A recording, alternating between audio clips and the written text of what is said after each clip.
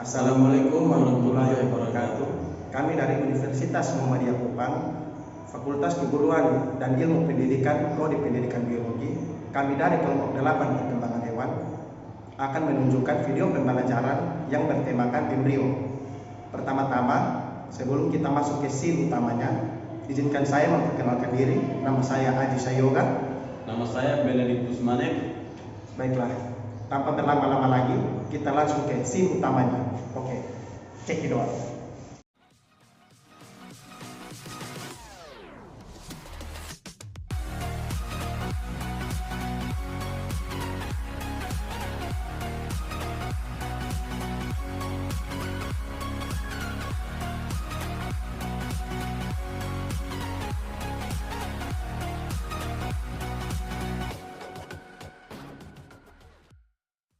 Pertumbuhan dan perkembangan pada tubuh manusia terdiri atas dua tahap, yaitu tahap embrionik pada saat dalam kandungan dan tahap pasca embrionik saat dilahirkan. Nah, sekarang kita akan membahas tentang tahap embrionik. Tahap embrionik merupakan tahap atau fase pertumbuhan yang dimulai dari terbentuknya zigot sampai berkembang menjadi embrio.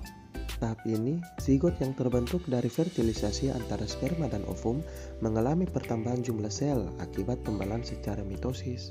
Sementara itu, perkembangan zigot ditandai dengan adanya spesialisasi dan diferensiasi sel serta jaringan untuk membentuk organ-organ hingga individu yang utuh. Tahap embrionik terdiri dari beberapa tahap, yaitu tahap morula, blastula, gastrula, dan organogenesis. Pertama adalah tahap morula. Tahap ini zigot mengalami pembelahan mitosis berulang kali menjadi 2, 4, 8, 16, 32, dan 64 sel, dan begitu seterusnya.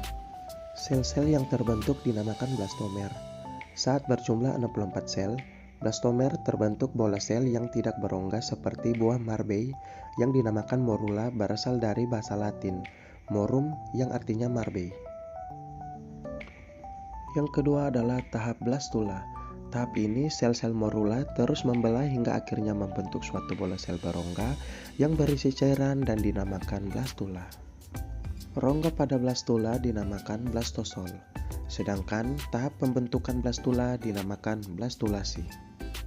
Tahap ketiga adalah gastrulasi atau pembentukan gastrula yang merupakan hasil pertumbuhan dan perkembangan blastula. Pada tahap ini, blastula mengalami pelekukan atau invaginasi sehingga terbentuklah rongga yang disebut gastrosol. Lubang tempat lekukan disebut blastofor yang kelak akan berkembang menjadi anus. Pada tahap akhir gastrulasi akan terbentuk 3 lapisan jaringan embrional, yaitu ektoderm bagian luar, mesoderm bagian tengah, dan endoderm bagian dalam. Ketiga lapisan ini yang nantinya akan berkembang menjadi berbagai organ pada tahap organogenesis. Terakhir adalah tahap organogenesis, yang merupakan pembentukan berbagai organ tubuh yang berkembang dari 3 lapisan saat proses gastrulasi. Pada tahap ini, sel-sel mengalami diferensiasi dan spesialisasi, yaitu proses perubahan kedewasaan jaringan embrional menjadi beragam jenis jaringan lain dengan fungsi yang berbeda. Lapisan ektoderm berkembang menjadi rambut, kulit, sistem saraf, dan indera. Lapisan mesoderm berkembang menjadi otot, kerangka, alat-alat reproduksi, alat-alat peredaran darah, dan alat-alat ekskresi. Sedangkan endoderm berkembang menjadi alat-alat pencernaan dan alat pernapasan. Diferensiasi dan spesialisasi jaringan embrional akan menghasilkan berbagai organ hingga akhirnya terbentuk embrio secara lengkap dan utuh. Proses pertumbuhan zigot menjadi embrio akhirnya berkembang menjadi janin. Proses tersebut berlangsung di dalam rahim. Masa pertumbuhan janin disebut kehamilan. Masa kehamilan sekitar 9 bulan, dan jika usia sudah cukup, maka janin akan dikeluarkan dalam proses kelahiran. Sekian penjelasan dari kami. Jika ada kekurangan, mohon dilebihkan. Wabillahi taufiq wal hidayah. Wassalamualaikum warahmatullahi wabarakatuh. Terima kasih dan sampai jumpa.